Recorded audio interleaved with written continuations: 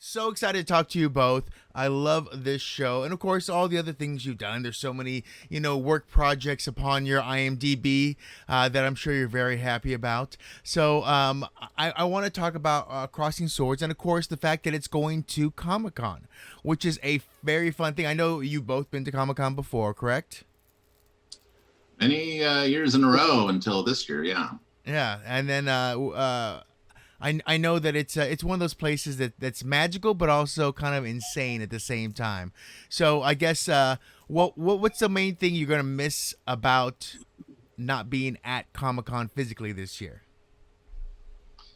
Well, for me, it's just the energy you get from being around all those fans of the same stuff. I mean, we work all year in our little cave and making our little art project, and we never really get to interact with anybody except over the occasional Twitter comment or Instagram post or something. And it's so great to be around people who are into the same stuff and who are fans of the same things that we're fans of, and not getting to check in with 100,000 people who are excited about the stuff we're excited about. It's a bummer. We're gonna miss it. And then what's the one thing it's always been like a hallmark, I'm guessing, or let's just say a title or a page that you always hit every year, correct? You always, well, July is Comic Con, so that's kind of what we're gonna do. That's all it's gonna be now too. So I guess the question is, what do you fill that time with now? What do you, now that you're not gonna, you're not prepping for all this extra stuff? What are you guys doing right now? I guess hobby wise, or is it all about work and working towards season two? I mean, what is your world right now?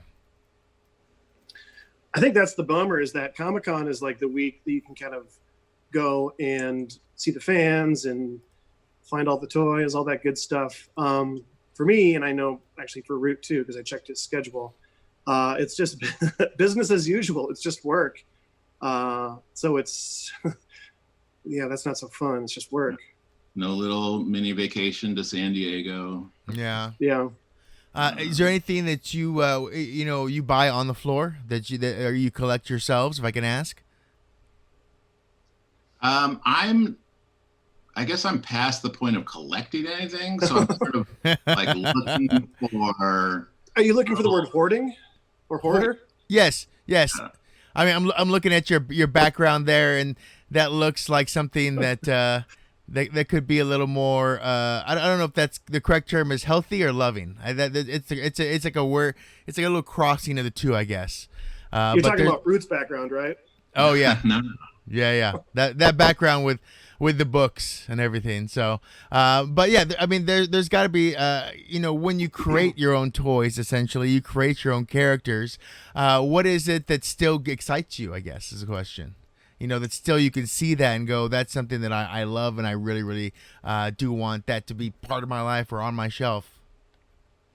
Sure, you mean like of other properties other than our own?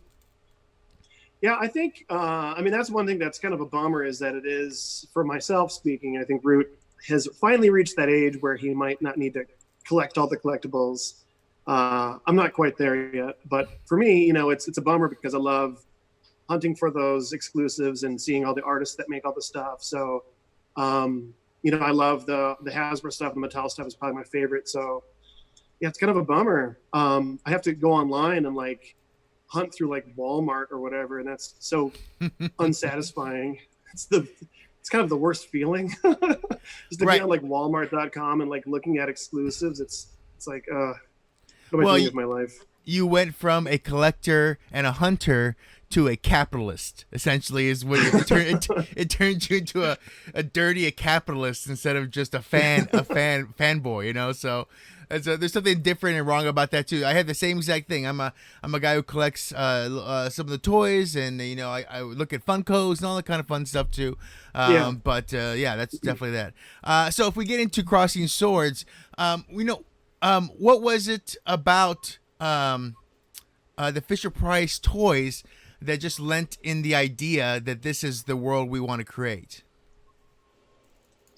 Well, it was, we were familiar with Fisher Price toys, but because we are old and we grew up with those peg toys. But even farther back than that, like the idea of making a world out of wood and making it as simplistic as possible. Oh, there's a picture. Yeah, we wanted to strip down the puppets to be as sort of the barest elements as we could, and we wanted our formula was like we wanted very simple puppets, and we wanted to shoot them in a really cinematic way and treat the stories really seriously, and we thought it would be really funny to put adult themes on top of these really childish looking playthings. And so the more childish the toys or the puppets look like, the funnier it is to put adult stuff over the top of them.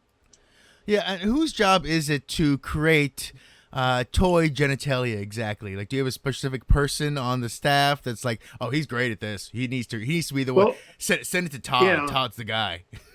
Well, that's the weird thing is that we have a great puppet department that makes all the puppets, but it was really strange. Root actually had the request that every puppet that has genitalia has to come to him first for approval. So I don't know. It was one of those things that he has in his contract that he's the genitalia guy. It was a real bottleneck in the production line. What is hours? What is your checklist when it comes to your desk? What's your checklist that you look for on that? Realism, girth. But I will say, what's funny is that we designed the puppets, and then in the script there's like circumcised, uncircumcised. So it's like then you got to kind of go back and check the puppets and like. Wow, that's the hard part of the job. Wow, where's that continuity person when you need them? Yeah. Wow, that's awesome. And pretty. Talking about these characters too, they're also like singular. So what was the challenge of finding the voices for these singular characters? Everyone from I think of like Broth, which is Adam Pally, and I can't think of any other voice would be as perfect as him for that character. So what was that process of finding the voices for these characters? Well, a lot of the characters were like really old-fashioned casting, where we got people auditioning on tape and just putting their voices on a recording for us to listen to through our casting director. And that's how we found Adam Pally. And I think if we weren't listening to him kind of detached from his, his resume and just sort of, looking at our character designs and sort of thinking, well, what should Broth sound like? And hearing Adam's voice, then it wouldn't have clicked. But as soon as we heard it, we were like, this is exactly who Broth is. We knew right away.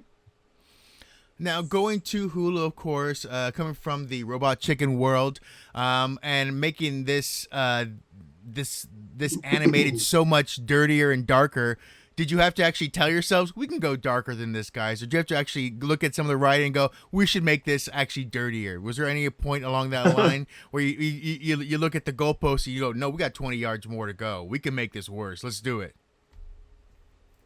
I don't think we ever went out to be, edgier.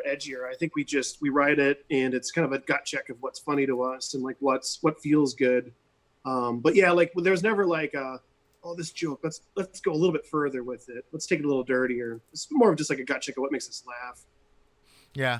Well, and it seems that it seems to be that the powers that be and the royalty are the ones who get the dirtiest lines, as well as the most puppet nudity as well, I guess. So I guess power and money kind of come into play when that kind of play comes into play. So I guess, what can people expect from this panel when they get a chance to see it? Friday, 4 p.m. is when your panel is at Comic-Con at home. So what can people expect when they tune in? I'm really curious to see, because my audio dropped out in the middle of the panel. Oh, no. It might be so well edited you don't even notice. Yeah, I'm curious. There might be an enormous jump where my picture drops out and everyone has to cover with 15 minutes of idle chatter. It was great. Root left, and then it was like 15 minutes of talking shit about him. Curious if it's going to be edited out seamlessly, or if that's the whole panel is just talking about Root. I see. What you know is at great expense, Paul Rubens came in, filled in for your voice, so it was perfect. It was seamless. You couldn't even tell. It's something you want to look up for. You're going to enjoy it for sure too. What can people expect? As we move forward, getting season 1 done is the first hallmark, but then going to the second season and the third season, those are the things. So once you knew that you were picked up and you were ready to go on season 2, what was your first initial thought? Is it a continuation of the story? Is it deciding how to expand the world? What was your main thoughts? Well, I was going to say from a story perspective, but it's sort of the same thing, the stories and the visuals, because we think very much about the toys and the play sets and each episode being a different part of our map and where we want to go. My very first thought was what vastly different areas can we explore? And 10 new episodes means we can go to 10 brand new places on the map. And then well, that's the opposite of what Mario wants us to do. Our producer. Wouldn't it be great if we could save some money and reuse some of the stuff from season 1? But we're just one set all the time, just the same set.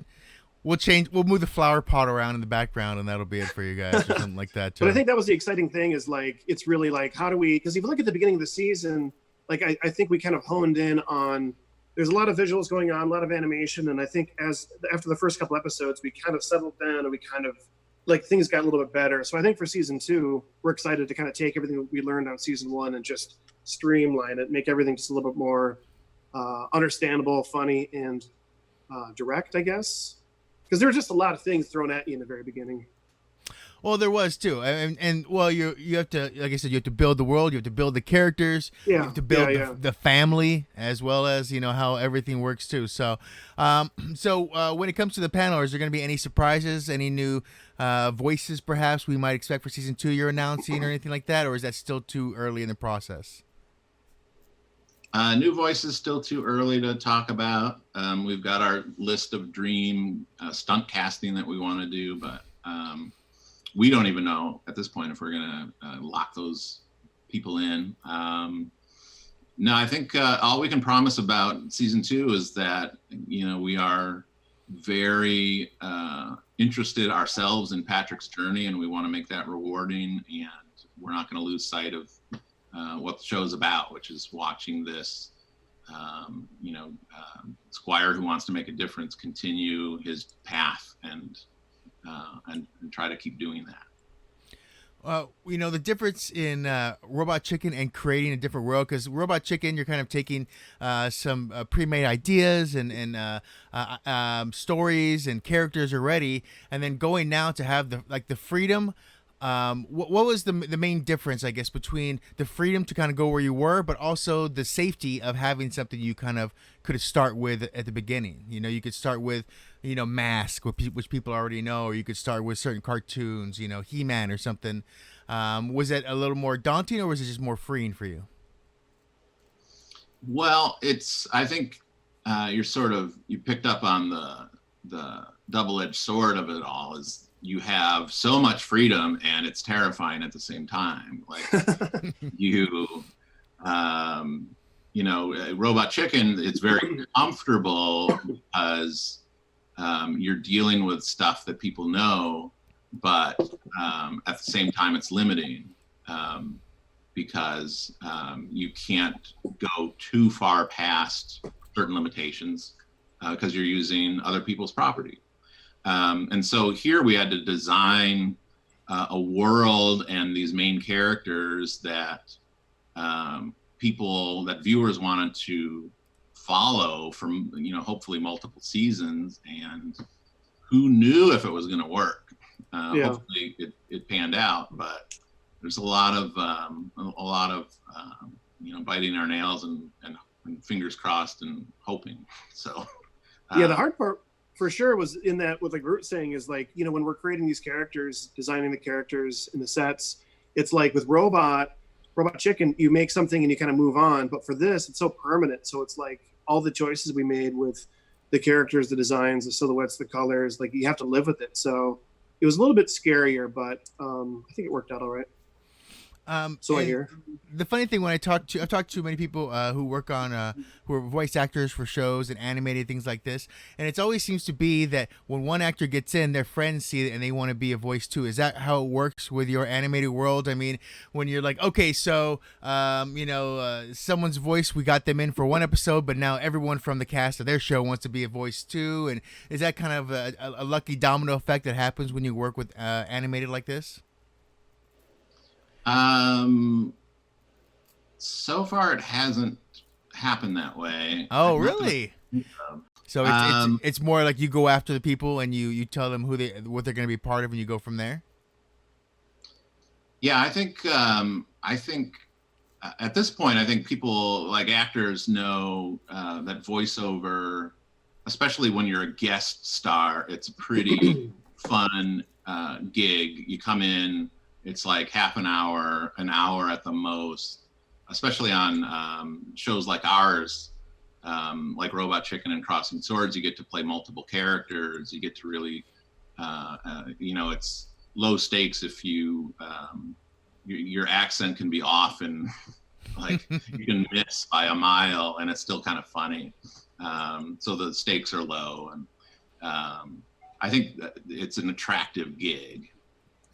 So I think, I think it's rare that people aren't interested, but right. So it could be that we have actors and all their friends want to do the show, but we just never hear about it because it seems like all actors are sort of interested in it.